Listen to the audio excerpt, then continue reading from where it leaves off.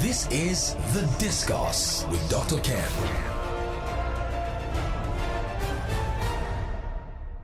Today's topic is men's prostate health and the link to the society and the well-being of society. And I have with me today Dr. Rasheed Abbasi. Dr. Abbasi, how are you? It's been a long time. I was tracking you after our last episode. My pleasure to be back. Thank you so much for the invite. Dr. Rasheed Abbasi, last time I had you as guest, we had a wonderful session on the discourse. But the outcome was that the content broke the internet. So people say, where is that doctor that broke the internet? This is The Discourse with Dr. Ken. Another area that was a little bit controversial, in fact, it's a controversial in that former last conversation I had with you, had to do with when I used the word optimize. Yes. And I again threw in the word outsource. So outsource meant that you now expanded it. Yes. You now say that if you can't cope, Yes. That being the other sex, Yes. that you should allow some form of democracy happen at home, isn't it? Some Absolutely. liberalization. Yes. And I ask you, if you look at Nigeria, Yes. the northern part of Nigeria, Yes. by their culture Yes. and religion, Yes. it is easier for them to make those kind of decisions, getting multiple partners. Absolutely. That is Polygamy, more yes. wide. I'm going into polygamy now. But in the south, southwest, yes, they have a bit of that, and a bit of their culture is a bit relaxed with that. Yes. But in the southeast, we have issues, isn't it? So it's a bit rigid, and it's one man, one wife. Yes. So is there any science, have you, or research that has shown that we have less of these occurrences of prostrate in the north and more, say, in the south, just because of the demographics I have painted? Absolutely, Dr. Ken. And again, don't take my word for it. Okay. Arabian countries that are predominantly Islamic, where polygamy is being allowed and accepted, which is part of their culture, they have traditionally recorded one of the lower numbers of prostate abnormalities. And when I say prostate abnormalities, we're talking about prostate inflammation from prostatitis to BPH, benign prostatic hyperplasia, and then the big C word, prostate cancer. Okay. Why is that important? There is another direction to it. I believe as a medical practitioner that men are biologically wired to be polygamists. That was contentious last time. So I'm sure you're going to put some meat to that. Absolutely. There are chemicals, and these are chemicals that have been established, called pheromones. Okay. The first time you saw your wife, Dr. Ken, she was not the most beautiful woman. She is gorgeous, but she was not the most beautiful woman. But there was a reason you were keened on her. You were linked on her because our pheromones and your pheromones linked. Align, yeah. And ever since, your job is to keep that attractiveness going. Okay. But however, with time and considering the stress exposure here, there will be some lessening of that attractiveness. Okay. That's what traditionally happens. If you've been married for 40, 50 years, your relationship with your wife now all of a sudden becomes a brother and sister type. You are no longer jumping on her the way you were jumping 30, 40 years ago. Okay. Why? Because the pheromones are now weakening. Okay. And eventually it leads us to the bull syndrome. A bull is not going to have sex with one bull more than once. Variety is the spice. Variety is what creates men with pheromones. So yes, if I'm having erectile dysfunction, if you give me an alternate woman, a woman who is new to me and her pheromones click, my ED will disappear temporarily. Really? Absolutely. And that's why men come to the clinic now and say, Doc, when I'm with my wife, this thing doesn't work. But when I go to my side chick, it wakes up. I just laugh because that's a scientifically proven fact. They don't need any medication. And yet we live in a society where we are so tied to one man, one woman. Who said that? That was for economic reason. It's on African. Driven by religion, isn't it? Absolutely. So another word that was contentious was the side chick. Yes. So to make it better, do you recommend we find another adjective that is not side chick? So we say the other woman. So it's either your wife is the first wife or the other woman. Okay. So let's take away the stigma about side chicks. Okay. Our grandparents had other women. So is there any link to that? Were they less protected from this pandemic or prostate Absolutely, cancer? Dr. Ken. Yes. Men with more than one wife tends to live longer. Don't take my word for it. The research is abundantly clear. Go on Google. Men with 2, 3 wives tend to live an average of 7.5 years longer than men with one man, one woman. One man, one woman, that man's sexual activity is going to decrease after the age of 50. So let me get you right. Are you saying that if you have more than one wife, you are likely to live longer? You absolutely. So it's in the interest of the woman to allow that democracy and deregulation happen, isn't it? Absolutely, Dr. Ken. And let's look at it from the practical angle. My wife is not willing to give me 21 times a month. Okay. She's got 5 days of menses she has to deal with. There are days she has to deal with the kids. There are days of headache. There are days where my schedule just doesn't permit it. However, if she's able to give me 5 or 7 times and then outsource the other one to the other woman, it benefits both of us. Legitimately. Yeah. So it's something that needs to be discussed, and need to be considered. It's not just for the man's selfish reasons; it's for his own health and for because you want your husband to live longer. Live longer and be able to continue this responsibility that traditionally we put on African men. That look, you're supposed to carry all this, Yes. and all the man needs for survival that has been proven for cardiovascular health and prostate health is he needs to be getting his 21 ejaculations a month. Fantastic. This is The Discourse with Dr. Ken. Good afternoon, Dr. Ken and Dr. Abasi. Thinking about a woman alone and getting is enough to get an erection, and I think this is normal. But he's asking what has happened to that semen is that it is formed and not dispensed with when that thing happens. So he's basically saying that when it is formed and is not dispensed with, what happens to him? Good. That's where there is a colloquial term for that leads to what is called blue ball syndrome, where you get to the other room and for some reason you did not get to finish it. So the action has been started, but you did not get to the promised land. So now your factory, which is the testicle, has started the production of the semen, but for whatever reason you got aborted. Maybe the woman has to go or you have to go. What happens to that production? So you are now in the urogenital tract. And we don't like that medically because why? One of the constituents of your semen and my semen is sugar. And that pathway is also where urine gets delivered, which contains bacteria. Bacteria and sugar is a bad. So they're going to start multiplying. So we want the man or to get the woman to make sure that the job is completed, is discharged. If not, it's going to give you residual pain and that could cause other infection. So what is central to today's topic is the economy, and how the well-being of a man health-wise connects to his productivity. Now, I did a bit of research, and my research is telling me that most men, especially in Nigeria, who put together the platform that give people employment opportunities, are in the demographics age band between 45 and 55. These are most productive and who own most of the businesses we have. And science is saying too that these people, because of their age band, are very susceptible to this. So meaning that we should keep them healthy, because if we don't, this attacks them, and then the consequence is that their businesses too will suffer. And when their businesses suffer, there will be job losses, and when there are job losses, it impacts on society. So that is the link for today. So you are saying men especially, government must, if you're a minister of health, for example, you have to be deliberate. You have to understand that this is a reality and find a way. So what can be done? Is it by way of policy or by way of education, so that we understand that a lot is going in here? Fantastic, Dr. Ken. So let's copy and paste. This has been done in the state of Maryland, my home state in the US. We had at one time the divorce rate in Washington D.C. metropolitan was approaching 56-58%, meaning 6 out of every 10 marriages were ending in divorce. So they did the research. They went back and do a retrospective look and said, wow, number one and number two reason are finances and lack of bedroom action. Again, it goes to a man getting his groove on. And we're not talking about just sex. We're talking love making. When a man is not happy in the bedroom, his productivity is affected. When that productivity is affected, the impact on the economy dwindles. So even the government will not get adequate taxes. You're talking about these great entrepreneurs. If they're not happy at home, they may spend more time at work, that their productivity goes down, and their unit at home is affected because they know they're not going to get any performance there. Hence, we need to find an outlet for them. We need to improve their quality of life. How can we do that? We should find a way to liberalize this idea of one man, one woman.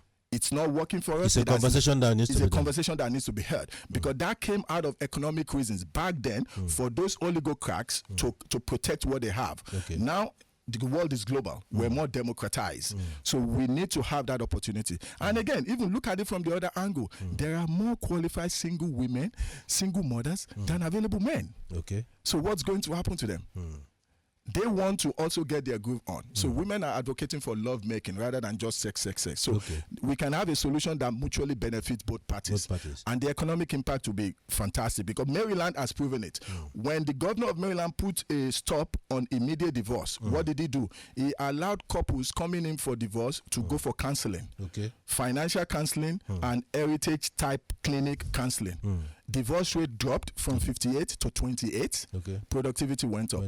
Men started requesting less overtime. They go home. When they go home, they perform. They're energized. Their brain cells are open. So there's a template. It's not. You don't need to reinvent the wheel. You just need to just be copy and conscious, paste. and you copy and paste. A couple of questions, Dr. Abasi. Yes. This one is saying, what about Catholic priests? They do not marry. What will happen to them, or will all of them have prostrate, or are the chances very high? This is from Emmanuel. Yes, absolutely. So now we need to also be mindful of, our religious organizations are so close. Lately, the Catholic have been settling sexual lawsuits. We need to ask, why is this going on? Because these men, quote unquote, under these religious guidelines, have to find a way to please themselves. Some of them were doing masturbation. There have been anecdotal studies that shows that increased rates, and some of them has also been engaging in same-sex activities. So we cannot get there because we're not opportune to have the data. But what we know is men that are not getting enough erection, enough ejaculation a month will develop enlarged prostate. When they develop enlarged prostate, that's when bad things happen. And it affects the quality of their life. In the past 1 year, Dr. Ken, the Secretary of Defense in the U.S. has gone for prostate surgery. Martin Luther King's son died of prostate problem. We're losing quality men. And this day and age, we should not be. It shouldn't be. Because prostate cancer is one of the slowest growing. And one of the ways we can reverse it is sexual activity. Okay, you just mentioned ejaculation. So Elder Farouk is sending this. He says, good day, Dr. Ken and Dr. Abasi. Can these 21 ejaculations be gotten through masturbation, or it must be through sexual copulations? Fantastic question. Masturbation is included in it. However, medically, because masturbation leads to a form of addiction like porn watching.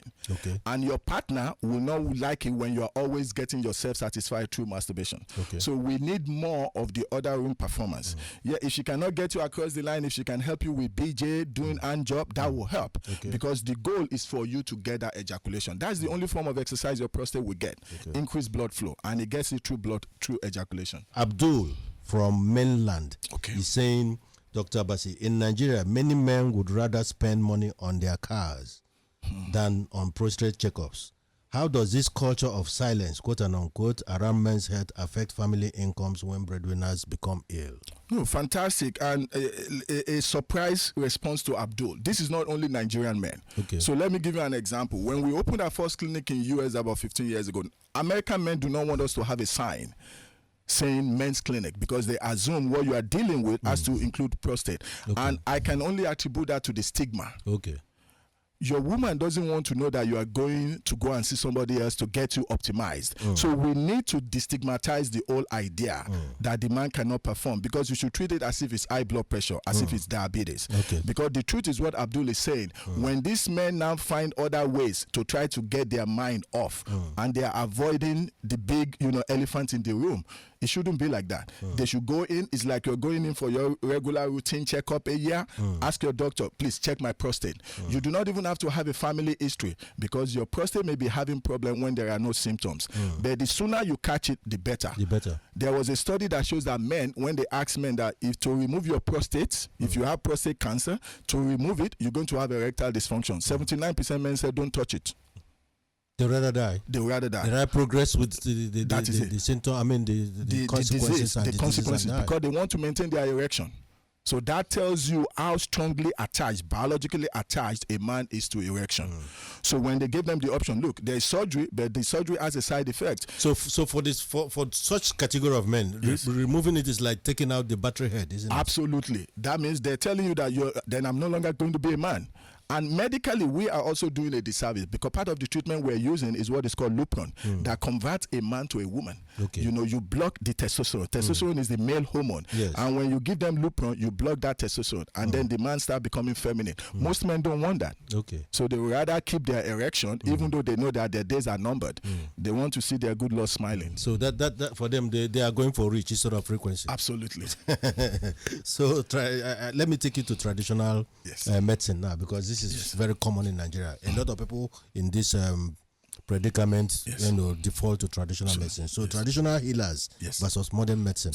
So why do some Nigerian men still prefer spending large sums of money or amounts of money on traditional remedies rather than medicines or tests that are tried and tested, which is orthodox? So let's discuss the economic implications here. Is it an economic thing or is it a cultural thing? It is an economic thing, and it's also lack of exposure. Okay. Every 2 weeks when I come in, the question we get the most is, we don't know you are here. We don't know you are here. And part of that, Dr. Ken, is because there is a law in Nigeria that prevents advertisement of medical facilities. Yeah. So when you see the likes of Duchess being advertising, it's only on CNN. Nigerian law forbids it. Okay. So we cannot even say, this is what Heritage Men does. So a lot of Nigerian men are still in the dark. Okay. And their darkness is also clouded because of the stigma. They rather see the little woman on the side or go to the traditional healer and get the concussion. But the price of that is the side effects. Okay. Which are, number one, you don't know the quantity of what you're taking, the chemicals you're taking. The mixture of these chemicals have effect on your kidney, on your liver. So you are basically trading one problem for another. When you come to the other side of medicine, they will let you know, yes, our medication have side effects too, but these have been controlled. And these have been proven over time. So to your larger question, I think part of it is lack of exposure. Okay. Economic factor is there because the truth be told, most of the medication we use to keep the prostate healthy are foreign to us. So they attract some foreign dollars.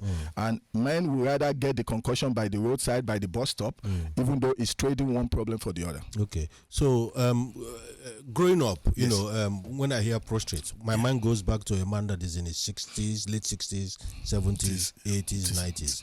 But as I speak with you today, Dr. Abasi, I have seen, a lot of people you're much younger, 40s, early 50s, fall to this. So absolutely. What do you think is going on there? What is responsible for Fantastic question, Dr. Ken. Look, our generations have lost some things that grandparents took away. They took it for granted. They were more active. We are more sedentary. Okay. Even though we're more successful, we're more affluent than our grandparents. But every little where we go, you sit in an air-conditioned car. You sit for 8-10 hours a day. Sitting is the new smoking. Sitting is now a disease. And the more you sit, you cut blood flow. Your cardiac output is reduced by about 50%. When that happens, your prostate doesn't get any blood flow. When prostate doesn't get blood flow, it starts to swell. So we're talking about the same thing. We are not as active as our grandparents. We are eating more processed food. Okay. When I get home now, it's going to be microwave food. Our grandparents were not exposed to that. They were eating fresh organic food. If my grandfather wants to come and see your grandfather, they walk. They walk out back and forth. We don't do that. We sit more, even though we're more affluent. So sedentary lifestyle is one of the attributes, is one of the causes that is killing us. And so that's why we get younger and younger people being afflicted with all these cardiovascular issues, prostate issues. Yeah, great. So the economic situation in Nigeria is reversing that, because these days some people could walk all the way from Aja to VGC and beyond before you just hop on Okada. So you think that exercising is very critical, and more active lifestyle is very critical, because I hear you say that prevention at the end of the day is better than cure, like in everything in medicine. Absolutely, Dr. Ken. There is a study that came out with Kaiser. When you walk 15 minutes in the morning, you walk 15 minutes at night, your prostate problem is reduced by 45%. And that goes with diabetes, that goes with high blood pressure. And when you walk like that, you get increased blood flow. So you are more likely to wake up with an erection, and then you can go to the other room. Okay, so there are a couple of questions. I'll come back. There are a bit that I have that has to do with culture and economy. But let me ask you. Let me read this from Ndubisi. Ndubisi is sending this message from Shasha, and he's saying that there is a myth that the man has about 50 liters of sperm semen. Is it true? Absolutely, that's a myth. we have the factory. We're equipped. The good Lord has given us the factory. The factory is your testicle. So if you are younger or older, make sure you did not have things like mumps, because mumps could affect one of your factories. But if you're okay now and your testicles are functioning well, all you need to do is provide the raw materials. Make sure your kidney has good water. Make sure your liver has the protein. And get a nice woman that can turn you on in the other room. You need it absolutely. There is no quantity of semen in your body. You produce it on demand. Okay, so let me ask this other question. And it's coming from what is this saying? It says that families where you have prostate issue, as the chances are higher that you'll get genetic, it. So it's saying, is it best to remove this prostate after giving birth? So that, or is this advisable, or does it have any impact on the ability to have intercourse? Oh no, fantastic. So if I have a family history, let's say a man walks into my clinic and he says, look, my grandfather had prostate problem, my father had prostate problem, and now I'm 35. That is the kind of candidate that should be getting screened every 6 months to look at his PSA. Your prostate is not going to just go wide on you without giving sign. It releases the only chemical that is peculiar to him, called the PSA, prostate specific antigen. Right now, we're in the best technology world. We do not have to do surgery. Surgery is your last resort. There are alternate treatments. So if you still want to have babies, you want to have little Ken, little Rasheed, go ahead and continue to fire. You're even at the stage now where you can save your semen to make sure you can procreate later on. Because that love making is actually healthy for you. It's more than just the prostate. It protects your cardiovascular life. If, however, you now come to us late and we now find out that the prostate is out of his own case, then surgery may be an option. But surgery is not your we don't want to get there. You do everything humanly possible to avoid surgery. So another question is, in fact, it's not a question. Somebody is helping you here, Dr. Basi. He say he has sent some security people just to protect you. He say because women do not like this your postulation around 21 times per month. So he says he's sending security anyway to protect you, but I'm sure you still stand by your... Absolutely, because this is based on facts. This is based on facts, and there was a study that was aborted. And the reason why we cannot quote the study abundantly is because women will love that study. That study says a woman that allows a man to suck on her breast multiple times has a reduction in breast cancer. But they never concluded that study. So if that study were compared now, women will also advocate for men to have 21 times. I believe I'm a feminist. What women want is love making, not just sex. When a woman is satisfied in the other room, she will offer more than 21 times to the man. So there's a quick message is saying, and this person is asking some very very important question. He's saying, what is the medical range of PSA test? What should the result be, and at what point should we be fantastic? The medical range is from 0.4 to 4.0. If you get a PSA that is out of 4, talk to your doctor. There is what is called PSA velocity. Your PSA should only change a year. 0.4 to 4.0. It gets up to 4. It gets 5, up to 6. Dr. Ken, I have patients with over 100. And they're still alive? Absolutely. Wow. And part of it were people who went on celibacy because the woman was not giving it up. And the moment we were able to reverse that, they're doing fantastic. So, but when your PSA is higher, go to the doctor, because there are other things that could cause it. Inflammation could be one. Lack of use could be another one. And infection could be another one. These are easily treatable. You do not need surgery, but when you get adequate erection and adequate ejaculation, there is a good chance your prostate will be healthy. So there's another question here, and I mean, this is good to bring balance to the whole conversation. He says, yes, he hears you about frequency. But he says, we have also witnessed firsthand here in Nigeria where lack of discipline has resulted to this kind of increased population we have, which is now over 220 million. That if this advice is followed without discipline, that we might as well have another 100 million in 10 years. No, fantastic, and that's a fair assessment. However, we should not think our 200 million is actually a negative thing to us. It should be a productive population. It should be a productive population. So we need government that will actually make that population to be more productive. We are still far away from China. We are still far away from India, and our population, even though we're 200 million, we're more less than 30 years old.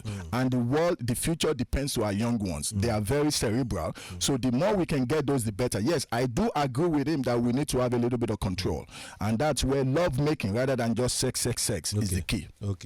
Fantastic. So we talked about stigma that surrounds this, and you think that we should deal with that, and I'm sure if we look at our culture again, we should be able to deal with that. So we've talked about PSA tests, but this person is saying with comprehensive PSA tests in Nigeria costing above 50,000 today or more, nearly equivalent of a man's minimum wage in Nigeria, how would the working class family deal with this matter, that there's trouble in the air? Absolutely, there is fire on the mountain, and that's a good point. And this is where we might need government policy to come in, because we know that when a man doesn't have access to care, the country loses as a whole. Yes. Not just the family of the man that loses, the country loses, because we're going to be losing men in their young age. We're going to be losing them quality of life because of basic things that could be done.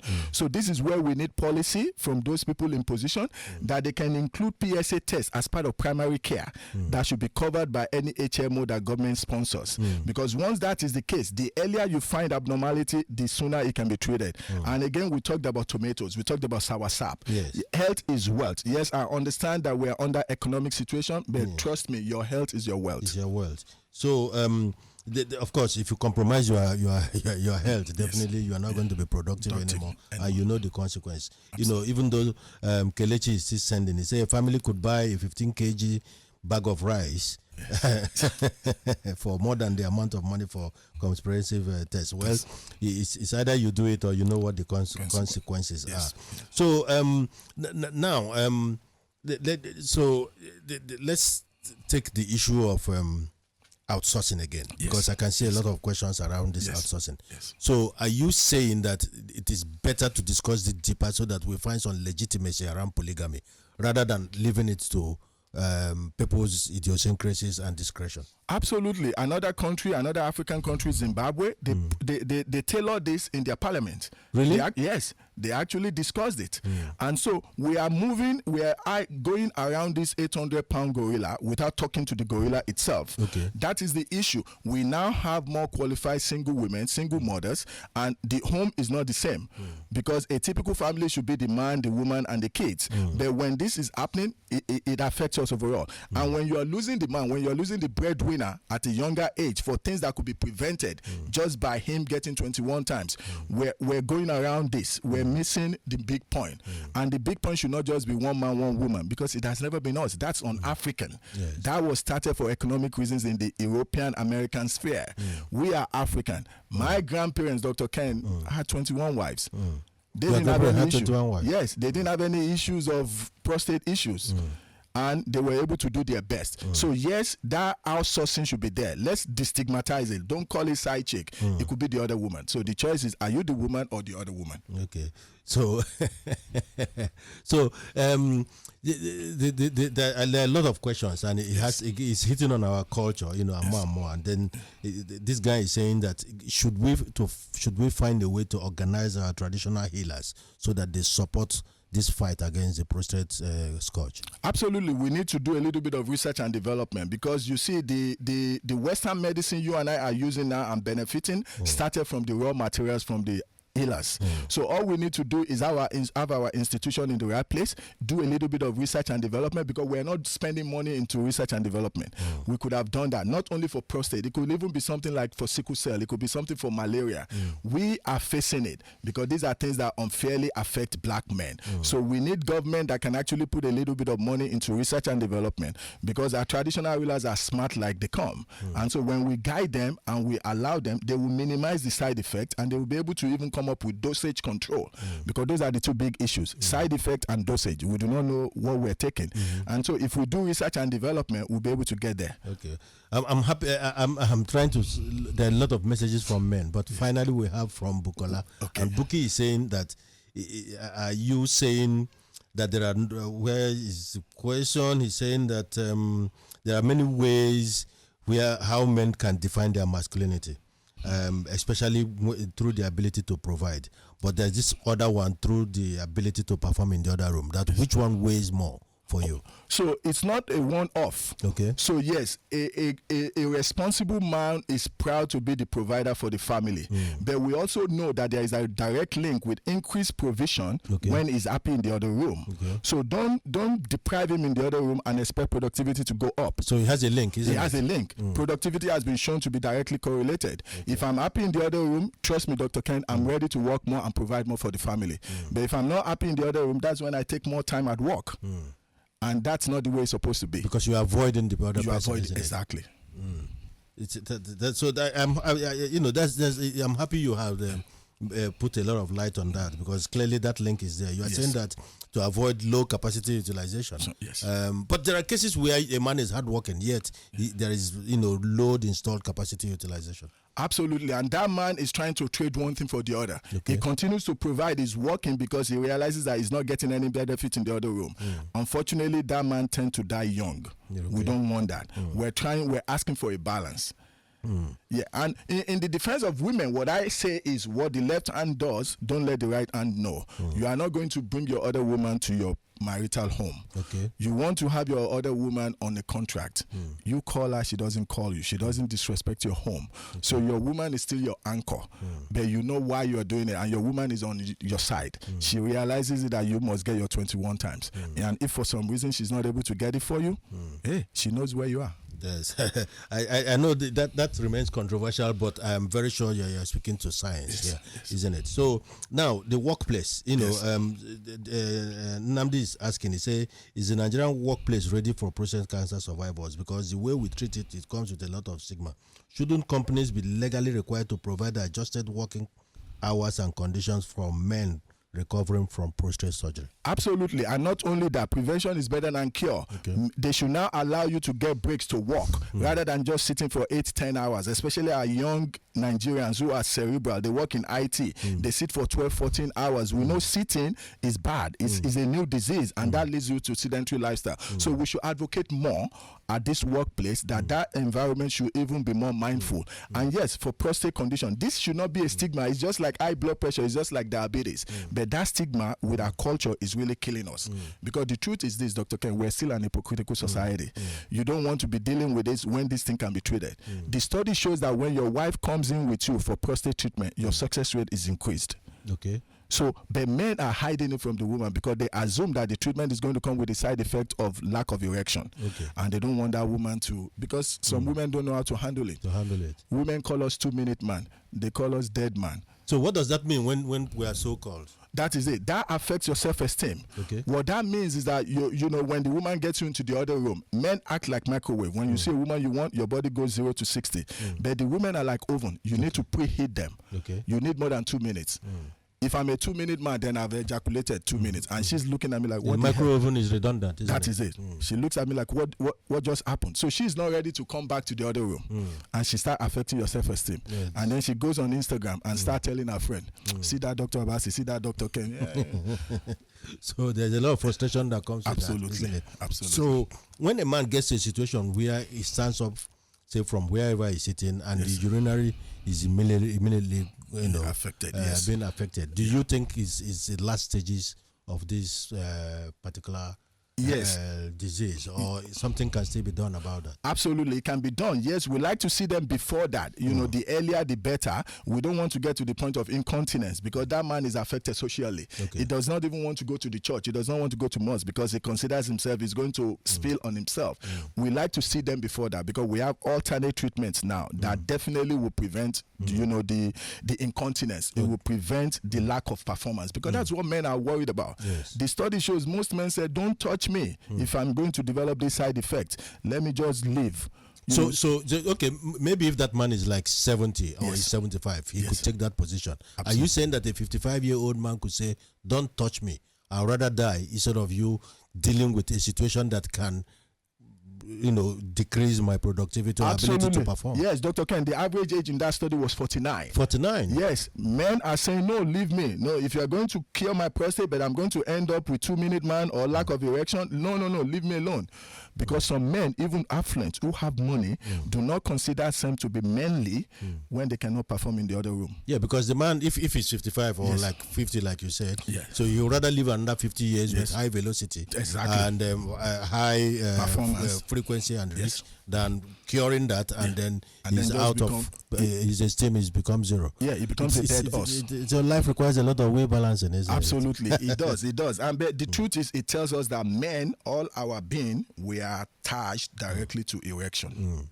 So how can the pharmacy world, I mean, we're talking about pharmaceutical industries, help in this situation? Yes. Because I hear that not just the treatment, but the drugs that come after that, to talk of, maintaining post-treatment is quite expensive. Is there a big role for the pharmaceutical industry? Yes, absolutely. There's a big role, but it's like 5 and 6 with the government. If our government realizes the importance of this medication in saving quality lives, then it might be time for government to incentivize some of these pharmaceuticals. And then the government will have leverage in terms of saying, look, all the men that come to your clinic or that come to your pharmacy, 40, 45, 50, there should be a discount for them.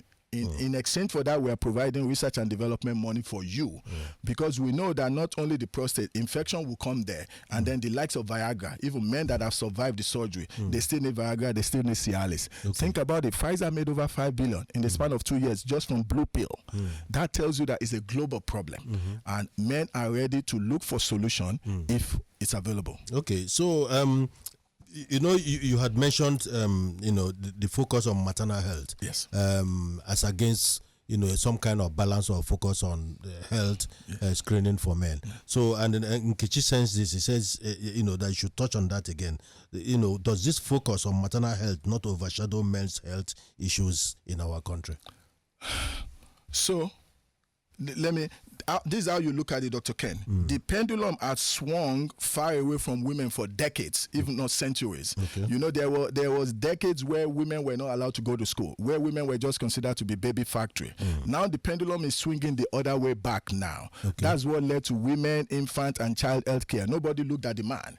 And so now we are appealing even to the World Health Organization and to the big multidisciplinary. And they're saying it now, that we need to start bringing the pendulum back. Because at the end of the day, yes, we need the man as the anchor of the family. And you need him to be able to live longer, to provide that guidance for the family, to provide that provision. But when his health, and we're losing them. We're losing younger men and younger men. And it should not be to conditions like this prostate thing. So we need government to actually know, And the situation now is, Dr. Ken, we talked last time about health is wealth.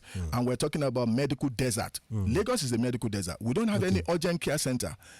Our problem here is cardiovascular, high blood pressure, diabetes, stroke. We don't have any urgent care center. And these are conditions that when it affects us, you need to be seen within 45 minutes. We don't have any place. And when that man dies, that family collapses. And so we're going to lose more as a society when we can actually focus. We're not saying don't take care of the woman. No. Women are more resourceful. When they go in, they have everything under one roof. But we need a little bit for men now. Because at the end of the day, we need to pay attention to this, because we're talking about productivity and our economy, and this will play vital role in our economy. So is there this guy, is sending a message. He says there are situations where one testicle could be taken out. Yes. So is he saying that with that one, can you still go ahead and procreate? Yes, and procreate. Absolutely. Remember, the testicles are just the factory, and the good Lord loves us so much, he gave us more than one. So yes, if one is affected, whether by infection, whether by trauma, whatever reason, and they remove it, all you need to do is come in for a blood work. We can test what the other testicle is producing and make sure that you are able to fire. But there have been studies that shows that men with one testicle have been fathers, and they will continue to be fathers. Okay. So Ogene is sending in a message, and he's talking about divorce, and he says he likes you to reinforce that, because he heard you talk about a state in America that dealt with divorce, and we saw the positive impact it had with this menace called prostate. And Ogene is saying on the issue of divorce or marrying a second wife, all letters of apostle all letters Apostle wrote in the Bible, he never addressed any of this. In fact, he went on to say it was the Galatians, Ephesians, Romans, etc. that started talking about the need to, protecting people so that people don't get divorced. So he's saying that before they carry Africans, they open letters that were not addressed to them. Absolutely. He said these letters were not addressed to Africans. This letter it was addressed to the Romans. Absolutely. Yes. And again, the influence was all Western. Okay. Divorce rates in the state of Maryland, it's a public knowledge. Our divorce rate was approaching almost 60%. And the number one and number two reason was financial and lack of bedroom action. Actually, in the sub-study, women said they prefer bedroom action over financial, which is weird because every man assumes women just love money. But most women actually want. So it's not true. It's not true. But is that a Western situation, or do you think that is the same with Nigeria? It is global. Okay. It is global. We see it in my clinic. Men they don't even want Heritage Men's Clinic to be a standalone because they don't want women to say, oh, you are going to that place. They want you to come in, so we're located in between two banks. Okay. So you don't know where we go. Because men are afraid of that stigma. And the issue is a typical man really doesn't want that divorce. Okay. But that divorce now we know is coming with lack of money, which is economic situation we're taking, or lack of bedroom performance. And we know we have the solution to the lack of bedroom performance. Make sure the man's prostate is healthy. How? 21 ejaculations a month. It doesn't always have to be sex. You guys are couples. Do it. Yes, we have the dietary angle of tomatoes, soursop, but that doesn't do it alone. When there is good love making, productivity goes up. So you end up getting that money. And you're better protected, isn't it? You're better protected. So we know that today, drug abuse is pervasive, and people take all manner of things for different reasons. So in recent times, a lot of men and women want their men using catalysts like Giacomo. I've heard this thing called Giacomo, whatever it means. Could this, kind of things aggravate prostate issues? Absolutely, because part of the problem, Dr. Ken, is that we really do not know the chemical constituents. Okay. And again, we need to ask ourselves, what is the genesis? Why are men going to this? They're going to it because they really want to satisfy the woman. They really want to be manly. And so that's why we want men to come out of the dark shadows, because there are treatment options there that are better and more reliable than the Pelorie, Giacomo, and all that. The reason for all that is because you want to be able to perform in the other room. Okay, so Dr. Rasheed, even though you are not a psychologist but there are questions that are around, but you deal with people on daily basis, you deal with families. Yes. So you're a psychologist of some sort because you deal with you did counseling. Yes. You do a lot of counseling. So this message is coming from Kwelumo. He's saying that we must find a way to handle difficult in-laws. That he thinks that a lot of pressure comes from in-laws and affects men, their mood, and their ability to perform without them knowing it. He's saying that the moment a person decides to marry whomever he likes, you remember he talked about how people can link, that in-laws should automatically leave them alone because one does not choose really. You say one can choose his in-law, but you may not quite choose who you want to marry. So what are the causes of in-law palaver in marriages, is asking, and how can we let them leave us alone so that we can have a stress-free life? That's an excellent question. It's one of the number one, number two that we face, especially when young couples come in and as a result of infertility. Okay. Women are under biological clock, and the woman believes that she wants the baby more than the man, and the study doesn't support that. The study shows that both of them want the baby, but the woman is under biological clock because she has younger sisters that got married, and in-laws are breathing down on her that, hey, when are you going to give us the fruit of the womb? And what we realize and what we advise in our clinic is couples should remember that they're on the same team. You are not on opposite side. Okay. So you and your partner should just know that you are together. So you speak in unison. You let the in-laws back off. You tell them respectfully that even though when you guys know that you are still under the pressure, just tell them, give them excuses that you are working on it, that you guys plan. Because the moment they're able to get in between you, the marriage is over. And that biological clock is a big factor. And when that happens, your woman is calling you when she thinks she's ovulating. Your body will shut down because your body is not a machine. It doesn't work. Yeah, so marriage plays a big role in our lives, isn't it? So the better we manage, the better for all of us. So you are saying that, marriage in the context of Nigeria should be handled properly, and these interferences should be minimized as much as possible, because you think that there's a link to this pressure, and then the pressure itself comes in either forms of cancer, and then for the men it could just be prostrate. Absolutely. And Dr. Ken, another side to give you, there used to be about 10-15 years ago, couples who want to get married, men were believing in trial. You have to test drive. You're not going to buy a Mercedes-Benz without test driving it. And so men were saying, no, you have to get pregnant before I propose to you. At that time, there was less pressure, because the moment you get married, now they start counting days for you. When is he going to get pregnant? So I advocate in test driving. There's nothing wrong with it. You're not going to make the best investment in your life without testing it. So make sure that you guys are compatible. Yeah, but if you are deeply religious, or you have a relationship with your pastor or priest, this would not be the kind of advice you hear on a daily basis. Dr. Ken, is with you and your wife, not the pastor. Because at the end of the day, the pastor is not going to come and save you when she starts counting down. And now you are 3rd year of marriage, 4th year of marriage, no fruit of the womb. Because you said test driving. I hear you talk, that's fornication. Is that not what they call it? Well, I don't speak English very well, Dr. Ken. I don't think it's fornication, but you need to make sure you are sexually compatible with your partner. You guys may be compatible communication-wise, physically, she's attracted to you. When you get to the other room, if she cannot get you to the promised land, or you cannot get her to the promised land, that marriage is already failing. Really? Absolutely. Sex is a major part of the union. If you are not able to satisfy her on the other room, she might go with your gardener. She might go with your driver. And whose fault is that? Why would she choose your gardener? Is it proximity? Dr. Ken, she's coming into the marriage with some expectation. One of the expectations is you must be able to get her to orgasm. You must be able to satisfy her sexually. She now gets to the other room and she finds out that you are a 2-minute man, or she finds out that she cannot turn you on properly. She has needs. Yeah, but you mentioned gardener and then domestic workers. So yes, why that category of people? Is it, absolutely, is it proximity? Yeah, proximity. She spends more is there any signs that say this category of people perform better? Traditionally, Dr. Ken, your gardener may be in more physical shape than you are. Your gardener spends more time at home, and you have gone trying to be the provider. Your wife sees your gardener without the t-shirt on, and it's all testosterone. He's a younger man, more testosterone. And she's looking at you. And it may just be coincidental. She bumps into your gardener and, hey. But by the way, when you say your gardener repeatedly, not necessarily mine. Not necessarily, yes, just hypothetically. Okay. Hypothetically, okay. Absolutely, yes. Okay, because I make sure that I'm in good shape. It's been a wonderful time with you. There are a lot of messages. I couldn't take all the messages, but it's been great. But a lot of people are saying that there must be part 3 of this. Let us see. Who knows? Because this is so central to life. Yeah. It is so central to our well-being, and you can see how it has connected our economy. Yes. Do you have music, or let's take your proverb and then your music for the week? So my proverb for today will be, because I believe that we younger generation need to learn from the elders. Okay. And so there is a Yoruba proverb that says, there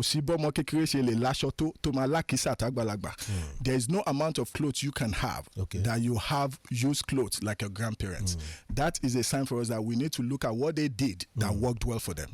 We need to go back to that basics. That's deep. And whoever is sensible should please process that, because it's so important for our lives, isn't it? Absolutely. So what is your music for the week, Dr. Bob Marley, No Woman, No Cry. No Woman, No Cry. Thank you very much. It's been a wonderful topic. We look at 3.0. Yes. Maybe in December, because it's a love month, isn't it, Dr. Absolutely, Abbas? yes. Isn't it? And welcome back to Nigeria. Thank you. And when you fly back to the United States, Washington in particular, we wish you a safe trip. Thank you so much. Fantastic time with your work. Always my pleasure. Thank you very much. And listeners, have a fantastic week ahead of you. Thank you. And that's it on The Discourse with Dr. Ken.